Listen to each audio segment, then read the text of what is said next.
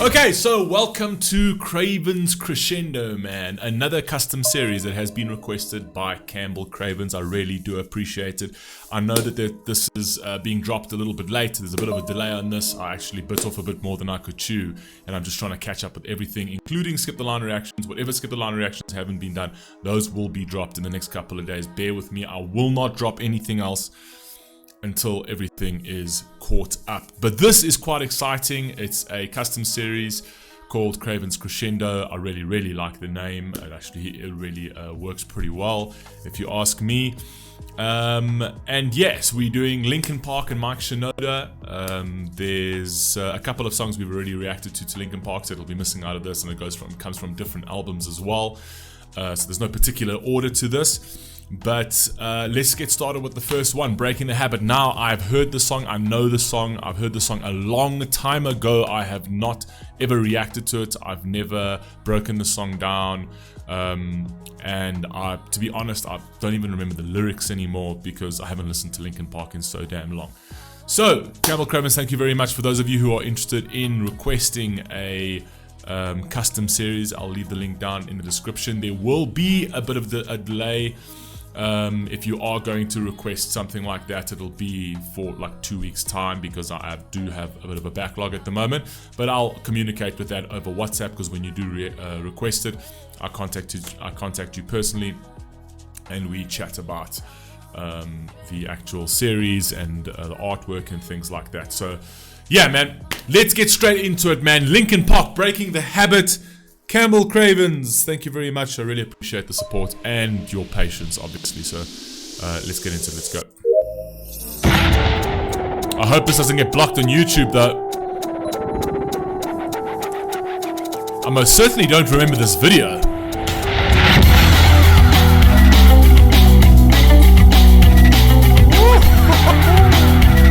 Yep. No. Okay, let's go back. This takes me back. Oh my god, this takes me back. Immediately, that just struck me straight in the feels, man. It took me back to when I was, I think it was like my early 20s, actually. Let's go.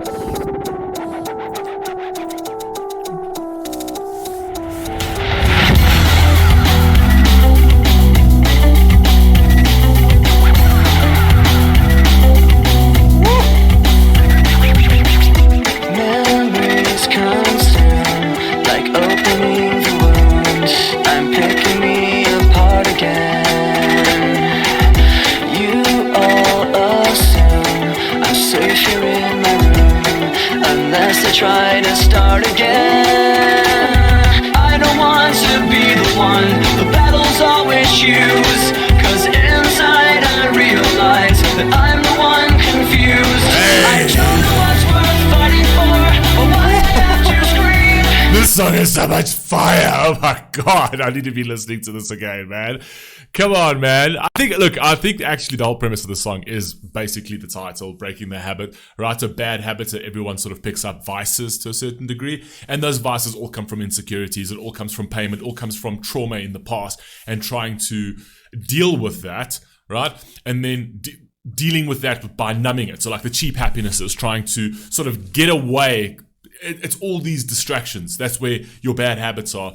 Right? And then those bad habits, once reinforced, stick around for a very long time. It's actually quite interesting because psychologically, you actually wire your brain in that way. If you consistently do bad habits, like day in and day out and day in and day out and day in and day out, you're actually reinforcing it in your own mind. So your mind's creating this pattern where it's rewarding bad habits, and therefore you stay stuck in those bad habits for a while. If you try and break out of that, you need to go through a process of good habits and doing that as often as possible, like literally consecutive good habits all the time, so that you can rewire those those things in your own brain. It literally is a thing. I promise you can go Google it. And then you rewire your own things where your brain actually rewards good habits as opposed to bad habits. So very interesting, but man, this song is so fucking cool, man. I realize that I'm the one confused. I don't know what's worth fighting for, or why I have to scream. I don't know why I instigate and say what I don't mean. I don't know how I got this way. I know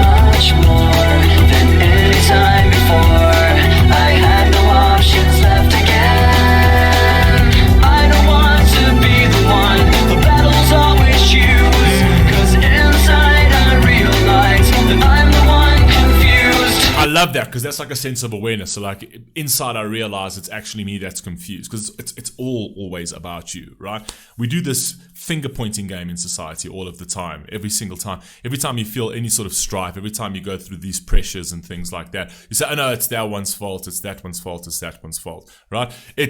You've got to own your shit, right? You've got to own your shit. Same thing like with the series and all these things that have been a bit delayed. I took a bit off a bit more than I could chew, and I've got to deal with that, right? I've got to take the pressure. I've got to do what I've got to do, right? That's the way you've got to do it. That's the way that I've eventually learned how to deal with my life. It's like, okay, you're human. You're going to make mistakes. You're going to be like, okay, maybe you took too much and then things happen and stuff like that. At the end of the day, it's still your fault. You've got to control that, and you've got to fucking do what you've got to do. So, but we're living in a society where everything's blamed on everybody else, right? So whenever something happens to you, it's somebody else's fault, whether it's the system's fault or it's your family's fault or it's your mother's fault. If you don't take accountability and responsibility for your life, then no one else is going to take accountability and responsibility for your life. You will be stuck in those bad habits forever. Trust me, I know from experience, man. Right? It's so easy to just blame others and be like, oh no, but it's their fault. It's my father's fault that I'm going through this, right? It's my mother's fault. My father and my mother, they don't control my life. I control my life. And if I don't solve that, I can point fingers at anybody else. No one cares. At the end of the day, it's my own fault. I want to be stuck in a bad habit. I'm going to live in misery. I'm going to live under a cloud. And I'm going to live in the storm all of the time. If I want to confront it head on, right? I need to own it. And I need to accept that I'm to blame for all the misfortune in my life. Anyway, let's move on. I don't know what's worth fighting for, or why I have to scream. I don't know why I instigate and say what I don't mean. I don't know how I got this way. I'll never be alright, so I'm breaking the house. And even that, I don't know why I got this way.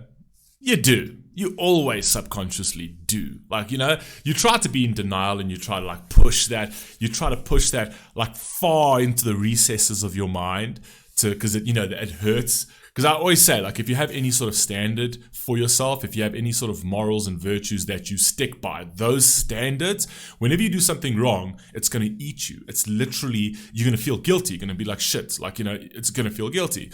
So what people try and do today, specifically in the modern world, is they try to get rid of the standard so that they don't have to feel guilty. They don't feel like, okay, well, if anything can be anything, so whatever. Like, there's no standard for my existence, therefore I don't have to feel guilty. But guilt's a really important thing because guilt does exactly what he says over here, where it's like, I don't know why I am this way, but you do know why you are this way. Like, you do know why you are this way. The only reason you want to say that you don't know why you are this way is because you want to cop out, right? It's a crutch that you're going to lean on so that you can sort of make yourself feel better about the shit things that you do, right? And when you do that, that's yet another bad habit. That's yet again part of a broader pattern that once again gets rewarded by your brain, which keeps you in the bad habits longer. It's a vicious cycle if you don't break it. So I'm breaking the habit.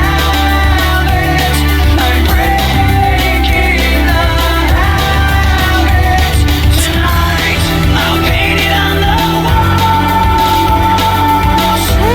'Cause I'm the one at fault. Yes! I'll never fight again. And this is how it ends. I don't know what's worth fighting for, or why I have to scream. But now I have some clarity to show you what I mean.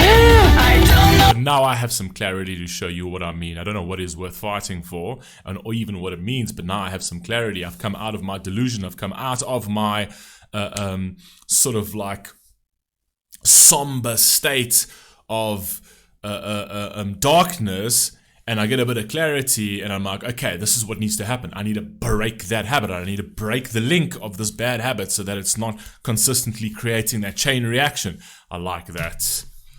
I have some clarity to show you what I mean. I don't know how I got this way. I'll never be alright. Hey. So I'm breaking the habit.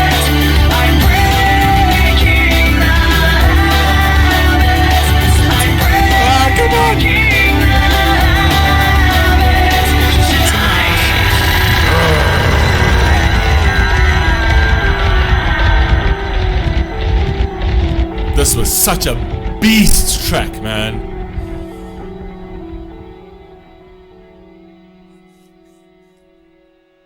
Oh, Chester at his best, man. This was such a beast track. I remember this. People used to go absolutely tilt for this. You heard this song absolutely everywhere. And I went to a Linkin Park concert in South Africa as well. Unbelievable, unbelievable concert. And I'm so glad I got to see Chester Bennington before he passed away. May he rest in peace. What an absolute legend, man. But yeah, Linkin Park was one of my absolute favorite bands. I wasn't really a band person, but Linkin Park was like, okay, no, that's the band I follow. I think they're fantastic. All right. And then, you know, I kind of just got into other stuff, and Linkin Park kind of pushed by the wayside. Found out through my reaction game, found 21 Pilots, and then 21 Pilots just absolutely stole my heart. And I think it's just because I was in a different stage of my life, right? I was in a different relatability level in my life, and I was looking at music very differently. Not that I look at Linkin Park too differently at the moment, but Linkin Park kind of sort of connected and spoke to my rebelliousness as a kid, or as a younger adult essentially. And today I'm a little bit more settled, so Linkin Park, even though it's so much fire, right, doesn't speak to my rebelliousness so much, right? Because I'm not in that state anymore, but yet I still appreciate it. Every time I listen to it, it takes me back there, almost wants me to go back to that rebelliousness again. It actually might be a negative thing that I'm listening to Linkin Park again. But anyway, man, this was absolutely fire. I'll catch you on the next one. Lots more coming. Peace.